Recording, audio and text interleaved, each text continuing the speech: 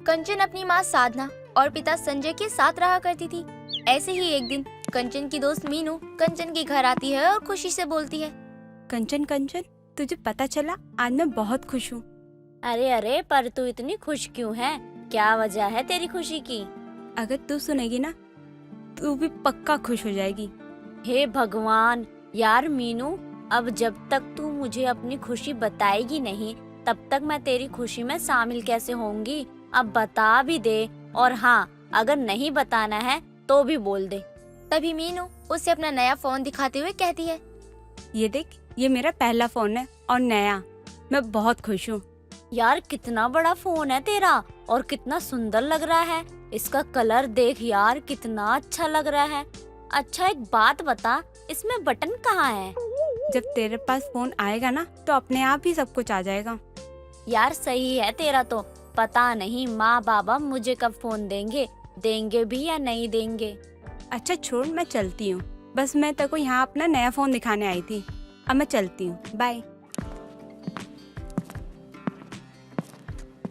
अपनी माँ को देखकर कंचन अपनी माँ से बोलती है, माँ, आपको पता है, जो मेरी दोस्त मीनू है ना, उसको ना फोन मिल गया है। मैं भी फोन लेना चाहती हूँ, प्लीज मुझे भी फोन दिला दो ना। पगला गल बाड़े का, ये फोन लेके का करबे? तोरा केकरा से बात करेगा बा? माँ, अब जब बात करनी होगी तभी हम फोन लेंगे क्या? कैसी बात कर रही हो माँ तुम भी? दिला दो ना, बाबा को बोलो ना। हमसे कछु मत बोलो, समझी? तुम्हारे बाबा आएंगे, अपने बाबा से बोलना। अब हटो, हमका बहुत काम है। कंचन अपने बाबा से फोन की बात करती है, जिस पर संजय कंचन से बोलता है, कंचन बेटिया, तुमको पता है हमारे मालिक की बेटी भाग गई है। ओकर भागने का कारण पता है तुमको? नहीं पता बाबा, और हमको जानना भी नहीं है। तनिक सुनो बेटा, हमारे मालिक ने अपनी बिटिया को ईगो फोनवा दिया था, जिसकी वजह से वो कौन लड़के से बात कर रही थी।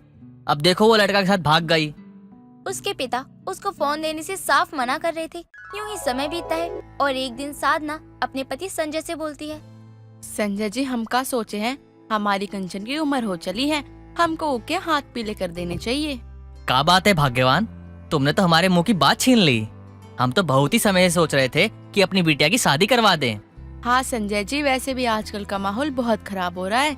समय रहते अगर हमने ओके हाथ पीले नहीं किए तो ये गंदी हवा हमारी बिटिया को भी लग जाएगी। कुछ ही दिनों बाद अब बहुत जल्द ही कंचन के लिए एक बहुत अच्छे परिवार से रिश्ता आता है और बहुत ही जल्द कंचन की शादी ऋषभ नाम के लड़के से हो जाती है। शादी को कई महीने गुजर जाते हैं, पर कंचन की बात ना तो उसके पति से होती है और ना ही उसकी माँ बाबा से होती है। ऐसे ही एक दिन कंचन अपनी सास रमा के पास जाती और अपनी सास से बोलती है, माँ जी, शादी को पूरे 1 महीने गुजर गए हैं, पर मेरी बात ऋषभ जी से नहीं हो पा रही है। क्या आप मुझे ऋषभ जी से बात करवा देंगी? हाँ हाँ बहू, क्यों नहीं। जा मेरे कमरे से फोन ले ले और अपने पति को फोन करके बात कर ले। कंचन अपनी सास के कमरे में जाती है और अपनी सास का स्मार्टफोन ले लेती है, पर कंचन को तो फोन चलाना आता ही नहीं था। बस इसीलिए कंचन अपनी सास के पास जाती है और अपनी सास से बोलती है, मम्मी जी, आप ऋषभ जी को फोन लगा दीजिए ना। वो दरअसल मुझे ये फोन चलाना नहीं आता है। इसमें कहाँ से फोन उठाते हैं और कहाँ से नहीं, मुझे नहीं पता। कोई बात नहीं बहू, तो चिंता मत कर, मैं भी लगा देती हूँ फोन। इस तरह रमा ऋषभ को फोन लगाकर कंचन को दे देती है और कंचन ऋषभ से बात करती है। और ऋषभ से बात करने के बाद कंचन अपनी सास के पास दोबारा जाती है और उससे बोलती है, मम्मी जी, मुझे मेरी मम्मी और बाबा से बात करने का मन कर रहा है। एक बार आप उन्हें भी फोन लगा दीजिए ना। कंचन बिना फोन के रहती थी, बस इसीलिए रमा कंचन के लिए एक नया स्मार्टफोन लाती है और अपनी बहू को दे देती है। अपना पहला फोन लेकर कंचन काफी खुश हो जाती है और वो खुश होते हुए अपनी सास से बोलती है, मम्मी जी, आपको पता है कि आपकी बहू का ये पहला फोन है। शायद आप नहीं जानती कि आपने मुझे ये फोन देकर कितना खुश कर दिया है। मैं जानती हूँ बहू कि तुझे तेरी लाइफ में पहली बार फोन मिल रहा है, क्योंकि तेरे पास फोन नहीं था और तू अपने पति से दूर भी है, तो बार बार मुझे परेशान ना कर। बस इसीलिए मैंने तुझे फोन दिला दिया। अब तुझे जब भी बात करने का मन हो कर लिया कर। मुझे भी पता है अपने पति से दूर रहने के बाद एक फोन ही तो सहारा होता है। मेरी बहू अपना पहला फोन पाकर कितनी खुश है। भगवान इसकी खुशी को यूं ही बरकरार रखे। अब कंचन को फोन तो मिल गया था, लेकिन उसको फोन यूज करना ही नहीं आता था। बस इसीलिए कंचन एक बार फिर अपनी सास रमा के पास जाती है और अपनी सास से बोलती है, मम्मी जी, मुझे ये फोन ना यूज नहीं करना आता। क्या आप मुझे ये फोन यूज करना सिखा देंगी? बहू, इसमें ना चलाने जैसे कोई बात नहीं है। फोन चलाना बहुत आसान है। मम्मी जी, मैंने कभी फोन नहीं चलाया। ससुराल आई हूँ तब तो मैंने अपने हाथ में फोन लिया है, वरना तो मायके में कभी भी फोन नहीं देखा मैंने। बहू, तू भी ना बहुत भोली है। कंचन की बात सुनकर रमा अब उसको फोन चलाना सिखाती है। बहू देख, ये जो साइड में बटन है ना, उससे ही फोन की स्क्रीन लॉक और अनलॉक होती है। और ये दूसरी साइड में जो 2 बटन है, उससे आवाज तेज और कम होती है। और अगर तेरे पास फोन आए, फिर तू फोन को ऊपर की तरफ स्वाइप कर दे और फिर तेरा फोन उठ जाएगा। बाकी तू धीरे धीरे फोन चलाना सीख ही जाएगी। एक दिन रमा अपनी कुछ सहेलियों के साथ बैठी हुई थी, तभी कंचन के फोन में बार बार कोई अपडेट करने का नोटिफिकेशन आ रहा था। कंचन को इस बारे में कुछ भी नहीं पता था, बस इसीलिए वो बिना कुछ सोचे समझे अपनी सास के पास जाती है, जो कि अपनी सहेलियों के साथ बैठी होती है, और अपनी सास से बोलती है, मम्मी जी, देखिए ना फोन में क्या आ रहा है, मुझे तो कुछ समझ ही नहीं आ रहा। अपनी सहेलियों को ऐसे हंसता हुआ देखकर रमा को बहुत गुस्सा आता है, पर वो उस समय अपनी बहू से कुछ नहीं बोलती और उसको अपने कमरे में जाने को कह देती है। कुछ समय बाद जब रमा की सारी सहेलियां वहाँ से चली जाती हैं, तब रमा गुस्से में अपनी बहू के कमरे में जाती है और अपनी बहू से कहती है, बहू, तू गवारों वाली हरकत क्यों करती है?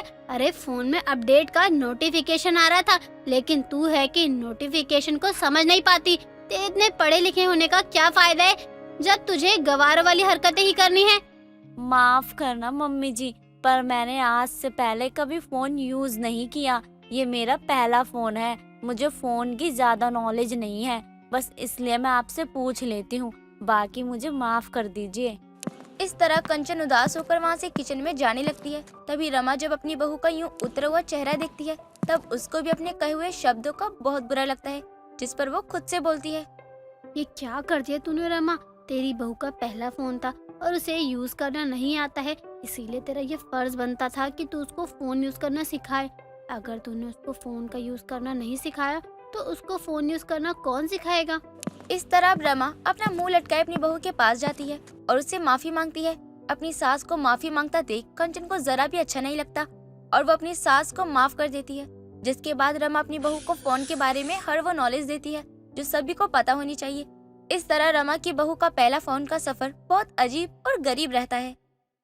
जिस तरह से सबकी अपनी अपनी पसंद होती है, उसी तरह से दिशा को मसाला खिचड़ी खाना बहुत पसंद था। एक दिन वो अपने सर पर कपड़ा बांधकर अपनी सास सावित्री के पास जाती है। माँ जी, आज खाने में क्या बनाऊं? मुझे तो कुछ भी समझ नहीं आ रहा है। अरे बहू, बाद में बना लियो, पहले तो ये बता कि तेरी तबीयत खराब है क्या? तूने सर पे कपड़ा क्यों बांधा हुआ है? हाँ माँ जी, वो कल से पता नहीं क्यों मेरे सर में बहुत दर्द हो रहा है। अभी जब बर्दाश्त नहीं हुआ तो मैंने सर पर कपड़ा बांध लिया कि शायद थोड़ा आराम मिल जाए। अरे बहू, ये सब करने की क्या जरूरत थी? तू एक गोली खाती ना तो एकदम ठीक हो जाती। रुक, मैं तुझे अभी दवा देती हूँ। नहीं नहीं माँ जी, मुझे दवा की कोई जरूरत नहीं है। मैंने रात से 2 गोलियां खा ली हैं। ज्यादा दवा तो नुकसान करेगी ना मुझे ही। हाँ बहू, ये तो सही कह रही है, ज्यादा दवा खाना भी ठीक नहीं होता। अब तो क्या करेगी? कुछ नहीं करूँगी, आप जो बोलेंगी वही बनाऊंगी, उसके बाद आराम करूँगी। नहीं बहू, तुझे इतना दर्द हो रहा है, ऐसे में तुझसे मैं क्या बनवाऊं? माँ जी, आप जो बोलेंगे ना मैं वही बना दूंगी।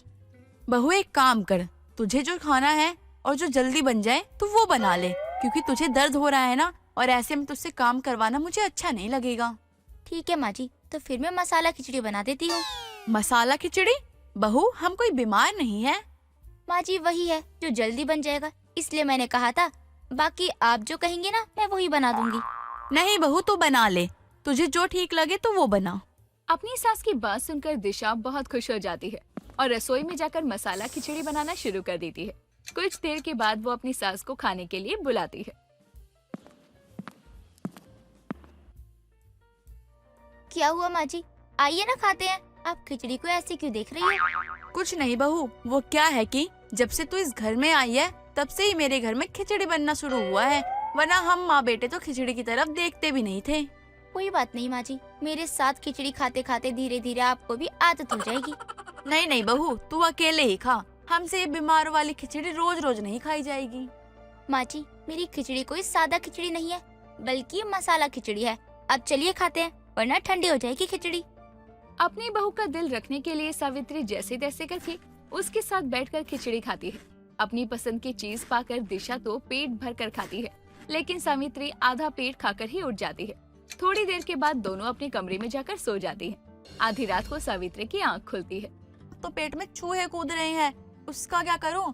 मुझे खाने के लिए कुछ तो चाहिए, बहुत भूख लगी है। एक काम करती हूँ, जाकर बहू को बोलती हूँ कुछ बना देगी।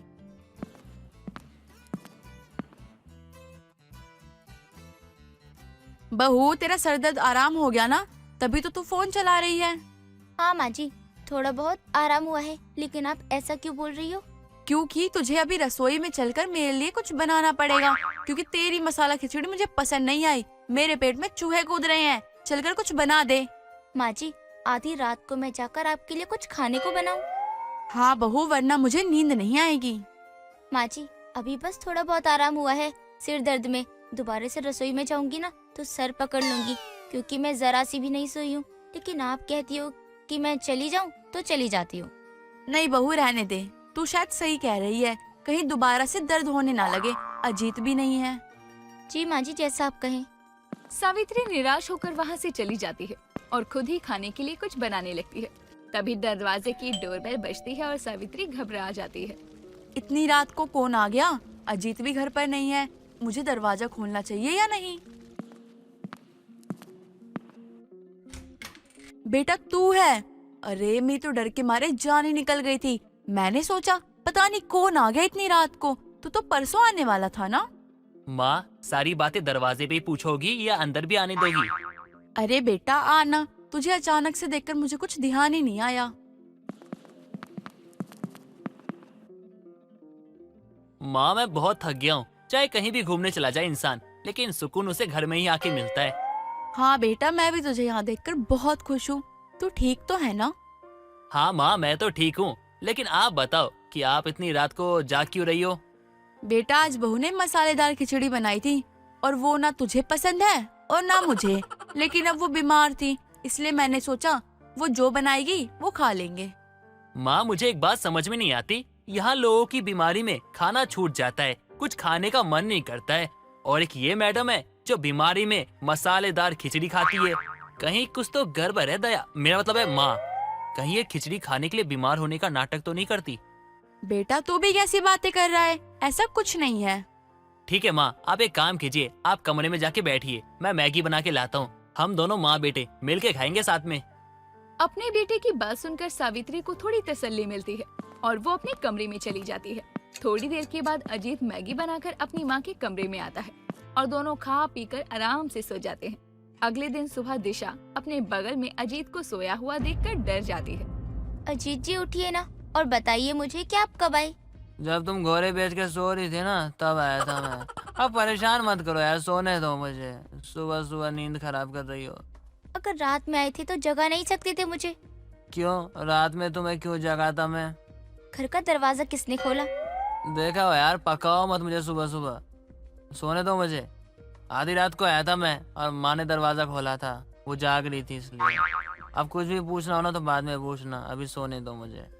अजीत दूसरी तरफ करवट करके आराम से सो जाता है। दिशा भी तैयार होकर रसोई में जाती है और अपनी पसंद की मसाला खिचड़ी बनाकर डाइनिंग टेबल पर सजा देती है। कुछ देर के बाद अजीत और सावित्री वहाँ आते हैं और डाइनिंग टेबल पर खिचड़ी देखकर एक दूसरे को देखने लगते हैं और एक साथ दिशा से बोलते हैं, फिर से खिचड़ी? माँ जी, आपने ही तो कहा था कि जो मन करे वो बना लो। बहू वो तो तू कल बीमार थी इसलिए बोला था, अब तो बीमार थोड़ी ना है। माँ जी, बीमार तो मैं आज भी हूँ। मेरे पैरों में बहुत दर्द है, मैं खड़ी नहीं हो सकती ना, इसलिए आज मैंने खिचड़ी बना दी। आप लोग भूखे भी ना रहो ताकि। देखो, तुम जब खिचड़ी बनाती हो ना तो तुम खाया करो, क्योंकि तुम बीमार हो, हम नहीं, हम बिल्कुल ठीक है। इसलिए अपने लिए बनाया करो, हमारे लिए मत बनाया करो। हम नहीं खाएंगे ये। ठीक है, आप लोग गुस्सा मत करिए, मैं खड़ी नहीं हो पा रही हूँ, लेकिन आप लोग जो कहेंगे ना मैं वही बना दूंगी। नहीं बहू रहने दे, तू कुछ मत बना, हम यही खिचड़ी खा लेंगे। आज जब तू मार्केट जाएगी ना उसी टाइम अपने लिए दवा ले आइयो ताकि तू ठीक हो जाए। जी माँ जी, ठीक है। दिशा घर की लाडली बहू होने के कारण सबसे अपनी बात मनवा ही लेती थी, क्योंकि कोई भी उसे तकलीफ में नहीं देख सकता था। थोड़ी देर के बाद अजीत अपने ऑफिस के लिए चला जाता है और सावित्री पड़ोस में। शाम के समय दिशा भी मार्केट जाती है जहाँ एक गोलगप्पे के ठेले पर खड़ी होकर वो आराम से गोलगप्पे खा रही थी। तभी अजीत बाइक से वहाँ आ जाता है। अच्छा, तो तुम्हारा खिचड़ी के अलावा कुछ और खाने का मन ही नहीं करता, लेकिन गोलगप्पे खाने का मन करता है, हाँ? जी वो मैं खिचड़ी खा खा कर बोर हो गई थी ना, तो सोचा 1-2 गोलगप्पे खा लेती हूँ ताकि थोड़ा सा मन साफ हो जाए। अच्छा, जिसे मसाला खिचड़ी इतनी पसंद है कि वो उसके अलावा कुछ और खाना ही नहीं चाहती है, वो खिचड़ी खा के बोर हो गई। और हमारे बारे में सोचा तुमने, जिसको खिचड़ी पसंद ही नहीं है, उसका क्या? अगर माँ को पता चला ना कि उनकी बीमार बहू घर में तो खिचड़ी खाती है और सबको खिलाती भी है और मार्केट में जाके गोलगप्पे ठूसती है, तो क्या होगा? ऐसा मत कहिए, माँ जी मुझसे बहुत प्यार करती है। मैं उनकी नजर में बुरी नहीं बनना चाहती हूँ। मैं आपसे वादा करती हूँ कि आज के बाद बीमारी का कोई नाटक नहीं करूँगी और अपनी पसंद के साथ साथ माँ जी और आपकी पसंद का भी ख्याल रखूंगी। बस आप माँ जी को कुछ मत बोलना प्लीज। ठीक है, अब बैठो और चलो घर। अजीत इतना कहकर दिशा को लेकर घर चला जाता है। उस दिन के बाद से दिशा जब सच में बीमार पड़ती है तभी खिचड़ी बनाती थी और बाकी दिन सबकी पसंद का खाना बनाया करती। साक्षी को चाट खाने का बहुत शौक था। वो आए दिन अपने घर में तरह तरह के चाट बनाती रहती थी। एक दिन सुबह के समय वो अपनी रसोई में आलू चाट बना ही रही होती है, तभी उसकी दोस्त राधा वहाँ आती है और बोलती है, क्या यार, पूरे दिन रसोई में खड़ी रहती है? इतने दिन बाद तो हमें छुट्टी मिली ऑफिस से, चल कहीं घूम कर आते हैं। नहीं यार, क्या ही बाहर जाएंगे, आराम से घर में ही रहते हैं ना। यार तू कितनी आलसी है, जब भी तुझे कहीं बाहर जाने को बोलूं तो हमेशा ही मना कर देती है। मैं आलसी नहीं हूँ। अगर आलसी होती तो ऑफिस की छुट्टी वाले दिन आराम से अपने कमरे में सो रही होती, यहाँ रसोई में खड़े होकर काम नहीं कर रही होती। ये तो अपने लिए ही कर रही है ना, कि किसी और के लिए कर रही है? ठीक है फिर जा तू, अब मुझसे कुछ भी खाने के लिए मत मांगियो। अरे यार तू तो बुरा मान गई, मैं तो बस ऐसे ही बोल रही थी। मुझे तेरे हाथ की चाट बहुत अच्छी लगती है, बिना उसे खाए तो मैं रह ही नहीं सकती। नहीं, मैं नहीं दूंगी, क्योंकि तू मेरा मजाक उड़ा रही है, मुझे आलसी बोल रही है। राधा और साक्षी आपस में बातें कर ही रहे होते हैं। तभी साक्षी की माँ माला वहाँ आती है और बोलती है, क्या बात है, आज तो रसोई से बहुत अच्छी खुशबू आ रही है। क्या बनाया जा रहा है? आंटी जी, आपकी लड़की आलू चाट बना रही है। मेरा भी बहुत मन कर रहा है खाने का, लेकिन ये मुझे देने से मना कर रही है। क्यों साक्षी, तू ऐसा क्यों कर रही है? ये तो तेरी पक्की वाली सहेली है ना? हाँ माँ, ये मेरी पक्की सहेली है, लेकिन ये मुझे आलसी बोल रही है। कह रही है हर छुट्टी पर घर पे ही पड़ी रहती है, मेरे साथ कहीं घूमने नहीं जाती। अब आप ही बताइए माँ, जो बाहर घूमने नहीं जाता वो आलसी होता है क्या? अच्छा ठीक है, वो मजाक कर रही होगी, इतना दिल पर मत ले इसकी बात को। दोस्तों में तो ये सब चलता रहता है। अब अगर तेरा आलू चाट बन गया हो तो हमें भी खिला दे।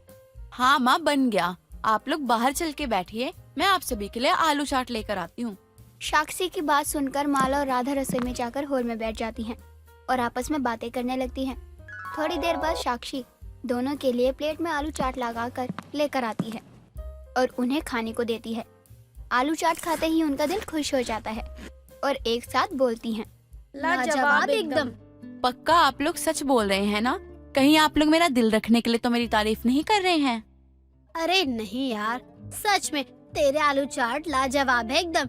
मैं तो तुझे कहती हूँ, तू जॉब छोड़कर चाट की स्टॉल लगा ले, अपनी सैलरी से ज्यादा कमा लेगी तू।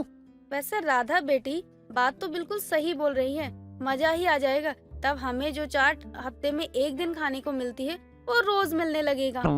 इससे अच्छा तो कुछ हो ही नहीं सकता। मैं तो इस बात पर पूरी तरह से सहमत हूँ। मैं भी आंटी जी, तभी तो बोल रही हूँ, ये अपनी चाट की स्टॉल लगा ले, मुझे पार्टनर बना ले, दोनों मिलकर खूब कमाएंगे। वाह, क्या तरीका है आप लोगों का मेरी तारीफ करने का।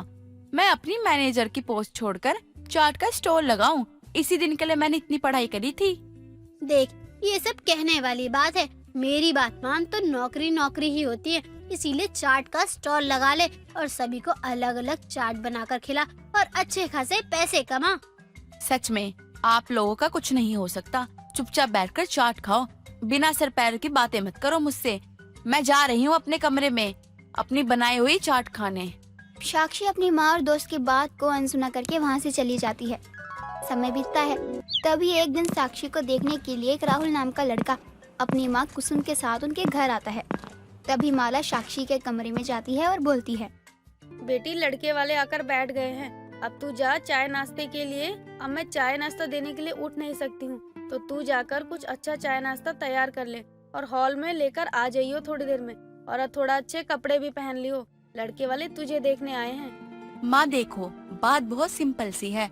अगर उन्हें मुझे पसंद ही करना होगा तो चाहे जैसी भी रहूं, वो मुझे पसंद कर ही लेंगे, और अगर नहीं करना होगा तो नहीं करेंगे। मैं जानती हूँ बेटी, लेकिन इस टाइम तू अपना ज्यादा दिमाग मत लगा और जैसा बोला है वैसा कर। मुझे टाइम नहीं है कि मैं यहाँ खड़ी होकर तुझसे बहस कर सकूं।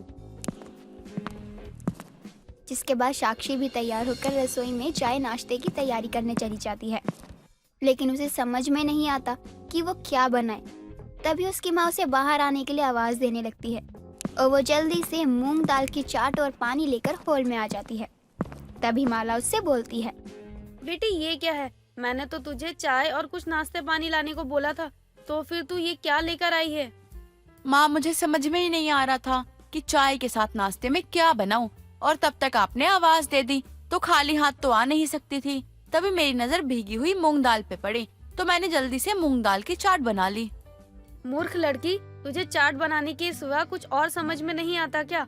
अब मैं मेहमानों को क्या खिलाऊं? जाने दीजिए बहन जी, हमें आपकी बेटी की बात का बिल्कुल भी बुरा नहीं लगा। वो क्या है ना कि हमारे घर में कोई चाय नहीं पीता, तो कोई बड़ी बात नहीं। और रही बात कुछ खाने की, तो हम ये चाट खा लेंगे। जी आंटी जी, हम ये मूंग की दाल का चाट खा लेंगे, क्योंकि इत्तेफाक से ना मुझे मूंग की दाल का चाट बहुत पसंद है। इससे हमें तो कोई दिक्कत नहीं है। आप अपनी बेटी को मत सुनाइए। लड़के की बात सुनकर साक्षी उसकी तरफ देखकर मुस्कुराने लगती है। जिसके बाद वो सभी को मूंग दाल की चाट खाने को देती है, जो कि उन्हें बहुत पसंद आती है, और सभी शादी के लिए हाँ करके वहाँ से चले जाते हैं। समय बीतता है और समय के साथ शादी का दिन भी आ जाता है, और साक्षी और राहुल की शादी भी हो जाती है। और साक्षी अपने ससुराल पहुँच जाती है और उन्हें अगले दिन के लिए भी चाट बनाकर खिलाती है, वो भी चना चाट। सभी नाश्ता करने के लिए डाइनिंग टेबल पर बैठ जाते हैं और खाने की अनेकों चीजों के साथ चना चाट देखकर तभी राहुल बोलता है, ये सब क्या है? तुमने इतना सब खाना बनाया था, फिर ये चाट बनाने की क्या जरूरत है तुम्हें? इतनी मेहनत क्यों करी? इसमें मेहनत वाली क्या बात है? चाट तो मेरी लगभग सभी डाइट में शामिल है। मुझे चाट खाना बहुत पसंद है, और जितना खाना पसंद है उतना बना भी लेती हूँ। अच्छा, तुम्हें कितनी तरह के चाट बनाने आते हैं? आप जिस भी तरह की चाट खा सको, मैं सब बना लेती हूँ। चाट बनाने में मुझसे कोई नहीं जीत सकता। फिर भी कुछ चाट के नाम तो बताओ, मुझे भी तो पता चले। देखिए, मुझे चाट के ज्यादा नाम तो याद नहीं है, लेकिन मैं आपको 2-4 नाम बता सकती हूँ, जैसे आलू चाट, चना चाट, पापड़ी चाट, मूंग चाट और बस बस बस बस, मैं सब समझ गया कि तुम्हें तरह तरह के चाट बनाने आते हैं। वैसे एक बात बताओ, चाट बना बना के तुम बोर नहीं होती? राहुल, आप भी ना कैसी बातें कर रहे हैं? बोर तो जब होंगे ना, जब मैं एक चाट बनाऊंगी।